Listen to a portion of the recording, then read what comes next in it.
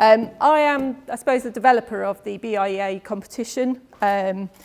It's renewed every year, and as it's been said, it has got an environmental theme. So this year, we've run it over 2 years, and we've taken it to become a far bigger thing, and looking at cities. So one of the things that I do before I think about writing the competitions every year is I think about how the competition can not only benefit young people in understanding the importance and the significance of STEM, but actually how we can help them understand how important it is for the stuff they learn in the classroom, to be applied to the wider world, to the wider society. So that's what we take as the first point, is kids are learning stuff in the classroom that sometimes cannot be applied. You know, what's the point, miss? And trust me, I was a teacher, I heard it. I was a physics teacher as well, I heard it a lot, okay? We want them to learn transferable skills. So we don't want them to put a whole load of effort into doing a competition for us without them actually getting something back. And so the BIEA competition is full of transferable skills. Things that won't just help them when they're 12, it'll help them when they're 20, it'll help them when they're 50, it'll help them when they're 70, okay? Wicked problems, the world is full of. It's a little bit more kind of used nowadays, the idea of wicked problems, where you fix this, there's so many facets to a problem that you fix one bit and you break another. Okay, and actually looking at our cities, at the future of our cities, it is actually quite a fundamental wicked problem, because as we're fixing one thing, we are breaking something else. So it's allowing young people to understand the significance that some problems on the surface of it look like, well, why don't the politicians go out and fix it? Why don't the engineers just solve the problem? And that's because the problem is quite complicated. And so when we look at these competitions, what we like to do is to say, well, you know, we can fix this bit, but you might break something else. And then the final bit of our competitions is allowing young people to see beyond their own country horizons, to see beyond their own neighbourhood. When the competition went international, suddenly we had young people around the world from pretty much, you know, every continent with the exception of Antarctica, looking at other young people's work on the same project. So it wasn't like, well, I'm doing GCSEs and then I'm doing baccalaureate somewhere else, where they're kind of learning the same thing but aiming at different targets. This is the young people all aiming at the same target, but seeing it from different perspectives, taking it from different cultural backgrounds, taking it from different climates, different environments, different resources.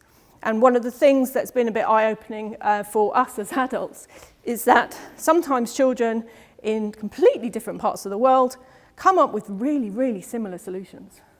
Yeah, very interestingly similar, completely different. Mexico and China, yeah, America and Nigeria. So, you know, completely different. So that was what a bit of a background to our competition. And ultimately, as it's been said several times, it's to inspire young people to see the application of their learning, really, and to see that. And yes, STEM isn't just science, tech, engineering and maths. It is art, it is creativity, it is thinking, it is imagination. But it doesn't fit into the curriculum, so we go with STEM. So we're hoping to communicate and engage. I'm going to speed up a little bit.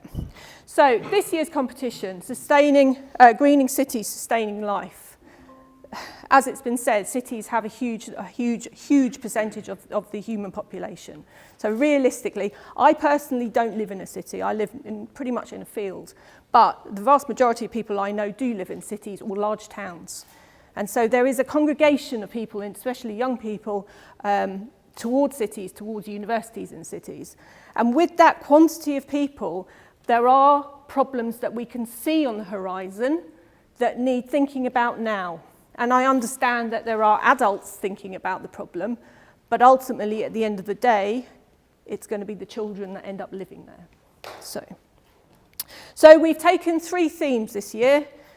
We split the great city into 3 facets for our young people to look at. First of all is looking at carbon neutral buildings. And carbon neutral buildings takes on an enormous amount of engineering and resources and materials and construction and engineering. And there are different ways of looking at it. But ultimately, those people that are living in cities they'll probably be in a building, whether they're working in a building or living in a building or visiting a building, it will be a building. So we really need to start thinking about, and the young people need to start thinking about, the significance of those buildings that are being built. So the first theme is looking at low energy and sustainable buildings, whether that's through certification like BEAM or LEED, or whether that's through actually different kinds of concrete. I believe there are some different kinds of bricks, different kinds of glass. That's one of the things that we want our young people to look at. And then we want our young people to, obviously, throughout the whole kind of thread of the competition, to be thinking about the well-being of people. Because I think we can probably all envisage a white building with white corridors and white doors and white walls and white floors and white ceilings. And if you lived there or worked there, well-being probably wouldn't be recognised as a high priority. And actually, as we sit here in this extraordinarily ornate room, once I'd kind of recovered from the kind of shock of the wallpaper, you know, it's got atmosphere, hasn't it? There is an atmosphere in here. You may like it, you might hate it, but there is atmosphere. It is not white. So there's somebody thought about this. Yeah, it didn't just happen. There was a person, they thought, let's make atmosphere. The second thread is revitalising landscapes. As I said, I live pretty much in a field in the countryside, and I come to the city for the shock of all the concrete and all the cars and the sirens. But actually, there's quite a lot of green in a city, and I spent quite a lot of today in St James's Park, because I love St James's Park, and there's ducks and there's trees. But the problem with a lot of cities around the world is that those parks, those little squares, are oases. It's fine if you're a bird, not so good if you're a mouse. We won't talk about the rats. Foxes have a different problem. There are badgers and rabbits. I know Leeds has got rabbits. My son photographs them almost every day. There are squirrels. They either live in this little oasis forever, and if their friend gets run over on their own forever, or they need little kind of journey trails, paths. And so we want young people to think about the green spaces not as standalone, but how something like, for example, a hedgehog, which has a huge range, could travel from this part of the city to that part of the city without getting run over. And if you want to know how difficult that is, try getting to the nearest tube station after this with your eyes closed, because that's how aware of roads hedgehogs are. Okay. And then the third one is transport, which we've heard quite a lot about. And I'm in the presence of experts, and I'm a bit nervous now. So city transport can be active transport, walking, cycling, running, I don't know, roller skating, scootering. But it could also be public transport, because we have to remember that within a city, we're not all super youthful with legs that work and run and energy to climb up hills. Some of us are ill. Some of us are old. Yeah, I'm just thinking of my mum when I say that. You know, there's no way my mum would walk up a hill. No.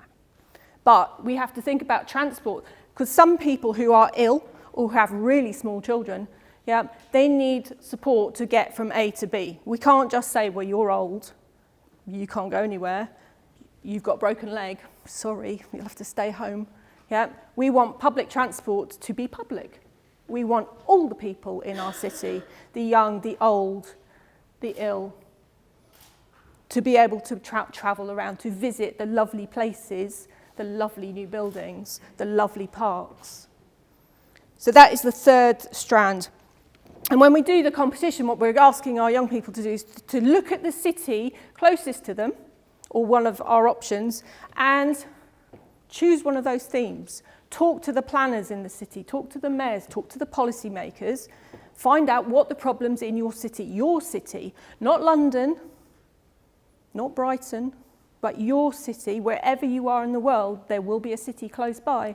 What are the problems that your city is facing? In 40 years, when temperatures have shifted and sea levels have moved and weather patterns have changed, what will you, young person, as an adult be facing? What do you hope your policymakers and your practitioners would have done by then. And this is what this competition is about.